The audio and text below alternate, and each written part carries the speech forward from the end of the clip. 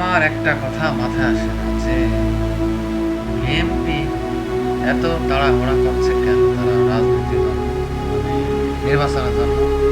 এখনো পর্যন্ত এই দেশ যারা স্বাধীন করেছে তারা এখনো পর্যন্ত মানে হাসপাতালে ভর্তি।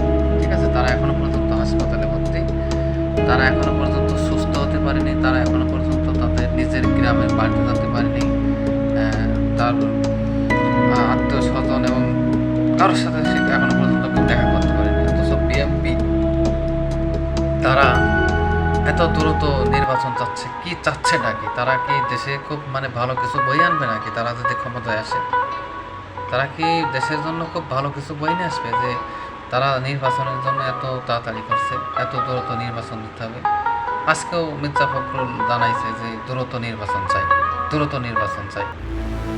মানে তারা কি এই বোঝাতে চাচ্ছে যে আমরা বিএনপি খুব ক্ষমতাসীন, আমরা এক ক্ষমতায় আসলে দেশে খুবই মানে উন্নয়ন হবে, দেশ খুব দ্রুত আগাবে, দেশ মানুষ বহু কিছু পাবে যে আমাদের কাছ থেকে, বিএনপির কাছ থেকে, এরকম কিছু বোঝাতে চাচ্ছে। ঠিক আছে, তো মির্জা ফখরুল আলমগীর আপনাকে বলবো আমার ভিডিওর মাধ্যমে বেশি তাড়াহুড়া করেন না, ফ্যাসিবাদী সৃষ্টি করেন না।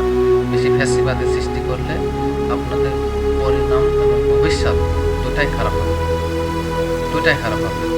যদি ভালো কিছু চান ধৈর্য ধরেন এবং বর্তমান সরকারের প্রতি আস্থা রাখেন, ইনশাল্লাহ আপনারা ভালো কিছু পাবেন। কিন্তু অধৈর্য হয় না, আপনারা সিনিয়র নেতা, আপনারা যদি অধৈর্য হন নির্বাচন করে আপনারা যদি এরকম জুলুম তোলেন, বর্তমান যারা সরকার আছে ডাক্তার ইউনূস, আপনাকে মাথায় রাখতে হবে মিনিমাম তারা 2 থেকে 3 বছরের আগে তারা ক্ষমতা ছাড়বে না, তারা ক্ষমতা ছাড়বে না, এটা আপনাকে মাথায় রাখতে পারে। দেশের জনগণও বর্তমান সরকারের পক্ষে আছে। ঠিক আছে, আপনারা বেশি নির্বাচন করে বেশি তাড়াহুড়া করেন না, অস্থিরতা সৃষ্টি করবেন না।